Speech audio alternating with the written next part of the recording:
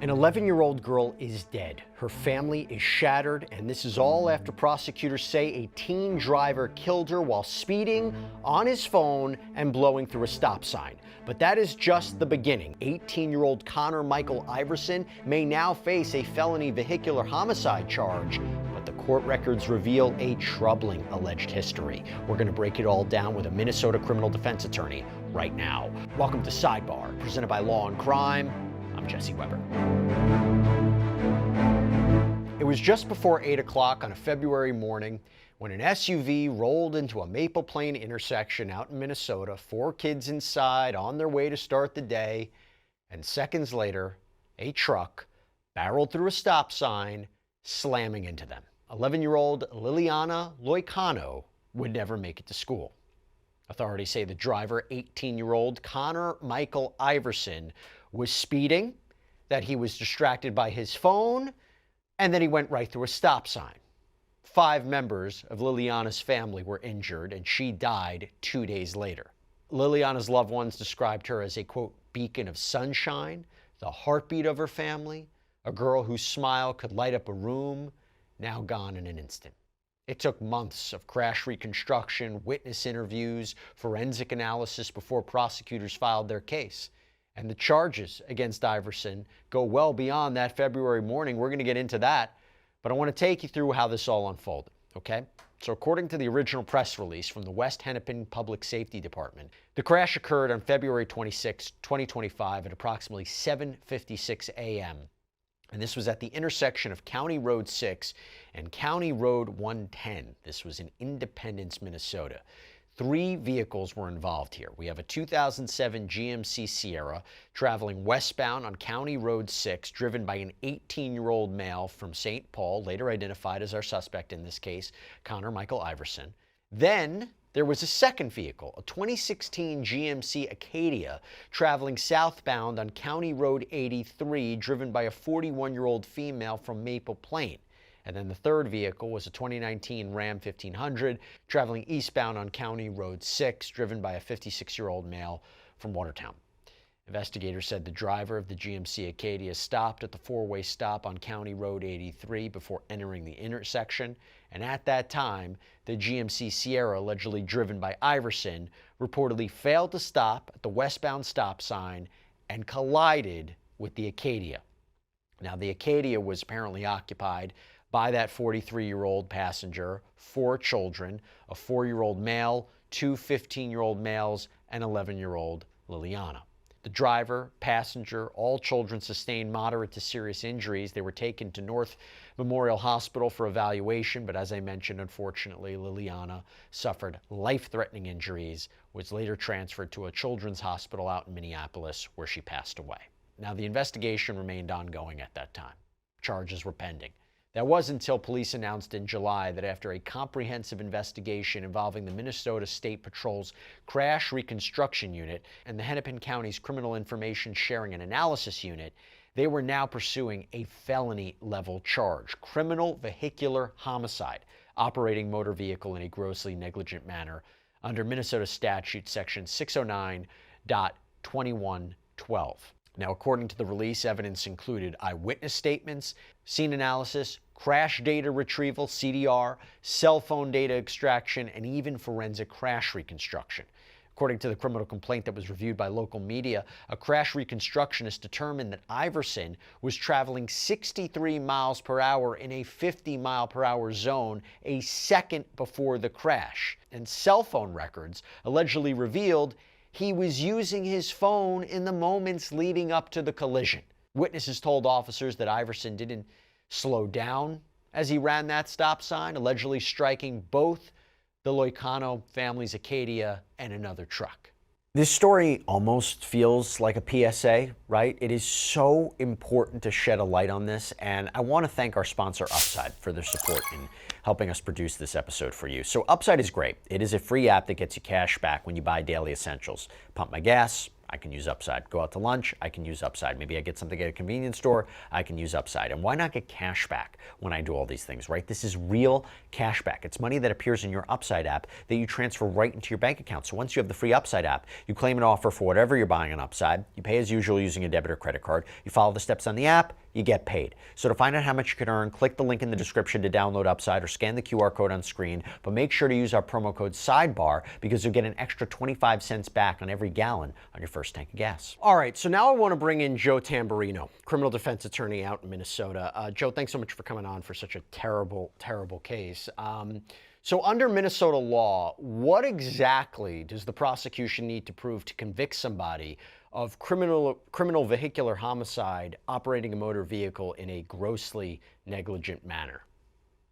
Well, thanks for having me on. What they have to prove is that Mr. Iversen drove in a manner where he had gross negligence, meaning he had scant care for the safety of others. So, for instance, if all of a sudden you're driving, say, 80 miles an hour in a 60-mile-an-hour zone, and you're drinking a cup of coffee, and you're fidgeting with the radio, and you get into an accident and hit someone, that's going to be gross negligence. However, if you're driving way above the speed limit in an erratic manner, messing with your phone, going in and out of traffic, that's going to be gross negligence. And that's what they've charged him in this case. They're saying that he was grossly negligent, which means he had scant care over the safety of others. So do you think it would fit based on the current facts or the current facts alleged by law enforcement that he was going above the speed limit, right? He didn't stop at the stop sign. These are the allegations, and that he may have been on his phone. Is that gross negligence? Have you seen similar cases where someone is charged with this crime for doing something similar? Close to it. I think the reason why they're going for the criminal vehicular homicide in this case is first because of the tragedy of this, an 11-year-old girl dying, as well as Mr. Iversen's horrible record. I mean, he's been charged with fleeing a police officer just several months before this. He's been charged with third-degree assault for allegedly stabbing someone. He's been charged with receiving stolen property. So, the allegations would basically show some type of crime spree within the last year. However, I have seen cases for gross negligence where people are on their phone and doing some other type of bad driving conduct. Just being on your phone might not cut it. But in this case, if the allegations are true, not only was he driving a sufficient amount over the speed limit, but he was also messing around with his phone and going through a stop sign. How can they prove that? What do they look at the metadata of the phone? They see when maybe something was searched or accessed and then compare it to the time of the crash? Is that how they do it? Yes, it happens all the time. It's really not that complex. I have seen cases here in Minnesota and quite frankly around the nation where what they've done is forensically got information that a person wasn't only on their phone, say looking at a map, but they were texting, they were looking at a video on Instagram, they were going through Twitter, something like that. Because every time you touch your phone and access an app, or access a phone number, anything like that, it will leave a digital footprint. So forensically, they're going to be able to prove that. How strong, by the way, is crash reconstruction evidence, usually in court? Can it be challenged, the reliability of it? How does it work? It can be challenged, but crash reconstruction is a pretty solid science. And here in Minnesota, our state patrol, they're the preeminent crash reconstructionists. And what they do is not only go through the whole scene, they collect all the evidence, they render opinions, they get information from the suspect's or the defendant's phone. They do all of that. And then they formalize a report, which is given to the prosecutor and then eventually given to the defense attorney and the defendant. Now, a defendant, it's within their right to get their own reconstruction, meaning that if they wanted to, they could send this accident reconstruction report to their own private accident or crash reconstructionist to test the validity of the state patrol's work. Can you, just to focus on that point, can the defense request an independent crash reconstruction, an independent phone analysis, and then it becomes a battle of the experts at trial? They can request that, but it's not court appointed, so to say. I mean, it's not like they can go to court and say, we don't want the state patrol to do this. We want to get an independent agency. No. What they would have to do is hire them on their own. So the defense always has full access to the information in the case. Think of a drug case. If all of a sudden the state prosecutes someone for having an ounce of cocaine and the defendant says, no, I don't think that's really cocaine, I want it independently tested, sure, they could hire a forensic analysis, a drug expert to test the alleged cocaine. And the same in these cases. A defendant could do their own accident reconstruction or crash reconstructionist. They could look at their own phone. They could get their own experts to do it. By the way, this is at the middle of an intersection. You got to imagine, I don't know if you're familiar with this area, but I have to imagine there's surveillance footage, right? There's got to be something from CCTV cameras. There could very well be. In Minnesota, we have a Department of Transportation, MnDOT, it's called MNDOT. And like with many other states, MnDOT has cameras throughout the metro area. They're mostly on state and federal highways. But also municipalities could have traffic cameras. Or like right here, right now I'm in downtown Minneapolis, and there are cameras all over the place. I mean, going through intersections, sidewalks. So there very well could be some type of video evidence. Just taking these allegations as true for a moment, assuming the most egregious behavior, are you seeing a lot of cases of distracted drivers who are on their phones? Yes, there are many cases of distracted drivers on their phones. In fact, this year there is a mayor's race here in Minneapolis, and the incumbent is Mayor Fry, and the challenger is a man named Omar Fateh. And recently, it was reported that the challenger, Mr. Fateh, has had 2 tickets for looking at his cell phone while driving, use of a cell phone while driving. So this is very common where people get ticketed or they get warned for not using their cell phone while they're driving. It's such a problem. I'm driving all the time. I look to my left to look to my right. I saw the other day, guy just like this, not even, it's like getting worse and worse. And you have this case, right? And you mentioned before, this is not where the story ends for Iversen, because the court records, the jail records show Iversen faces several other cases in Hennepin County, including assault, receiving stolen property, fleeing police. We obtained a probable cause statement from December 17, 2024, showing that Iversen was previously accused in another case of extremely reckless driving. That statement reads, quote, on or about December 17, 2024 at approximately 15:26 hours, officers were dispatched to 8720 Highway 7, Ministra, Hennepin County, Minnesota for a traffic complaint. Witnesses reported a gray Chevrolet Lumina was passing in a no passing zone, passing on the shoulder, driving erratic, and pulling into the Holiday Inn in St. Bonifacius. Officers said the vehicle was not stopping. Iversen was identified as the suspect in that case. But look at what he had to say in his post-Miranda statement. Quote, defendant stated the cops pulled in behind him and said, it was just instant. I just hit the gas as hard as I could. I don't even know why. Defendant said he gets too crazy when he drives. He stated this was the 3rd vehicle he's crashed. Defendant said he was driving and the police started pulling him over and he said, I'm not pulling over. I just drove it until I couldn't drive anymore, which is stupid. I messed up. Defendant said he saw the police cars behind him. He stated he saw the lights and heard the sirens. And court records show he pleaded guilty to abandoning a motor vehicle. He was only fined $30, as the court records show. The charge was filed as a petty misdemeanor. But for the record, before we go into the rest of his criminal history, Joe, or his apparent criminal history, or what he's been charged with, I should say, Joe, that alone, A, how does that factor into the current case, the homicide case, and B, my gosh, doesn't that tell us something about the suspect? It tells us a lot, and it will factor into the criminal vehicular homicide in this way.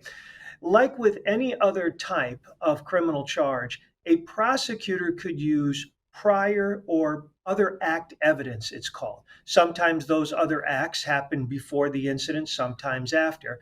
And many times it involves what's called bad acts or criminal acts.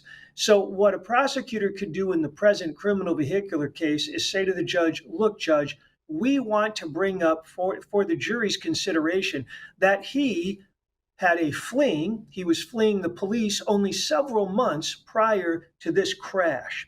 And I think in many cases, a judge would allow that. Now, as we were talking about, Fox 9 is reporting that in total, he is facing charges in right now, reportedly 5 other cases. So what do we have? We have February 2025, the crash in Independence, allegedly stabbing a man the same month in Golden Valley, April 2025, receiving stolen property in Robbinsdale, May 2025, threatening an ex-girlfriend, also in May of 2025, threatening a jail deputy while in the Carver County Jail, allegedly saying, "I will bleeping kill you." June 2025, arrested for another theft at a gas station. These are the allegations. We couldn't confirm everything from the court records, but I will tell you, Joe, I know you looked at it too. If true, my gosh, I mean, that is such a condensed period of alleged criminal activity. You go back to your point before about how this may or may not play a role at trial. I imagine if he were to take the stand, his arrests could come in, right? I don't know, but I mean, if they're not convictions yet, I'm not entirely sure. But also, that condensed period tells us something also about the defendant.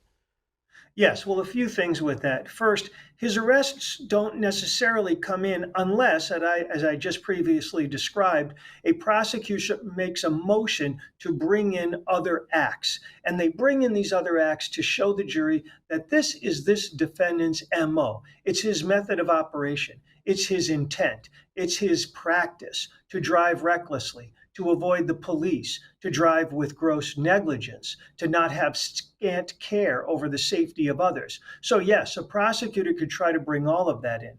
And then this will have great relevance if or when he's convicted. Because if he's convicted of all these charges, first, just on the death case alone, it's a minimum of 48 months. So if he's convicted of that, he's going to be going to prison for 4 years on top of whatever he gets sentenced to all these other crimes. And the statements that prosecutors would definitely want in, the alleged statements, "I get too crazy when I drive, I'm not pulling over," those statements in and of themselves, they would love to get into a trial, right? And may be Yes. able to. Oh, I think they will definitely be able to get into those statements because that goes directly into his mind. His statements are a window into his mind in terms of what was he intending? What was his practice? What did he want to do? What did he want to accomplish? So a prosecutor would easily be able to get in those statements. How does a defense attorney or series of defense attorneys handle all the multiple cases? Do they say, "Hey, listen, we will look at each case and see if we can actually put on a valid defense"?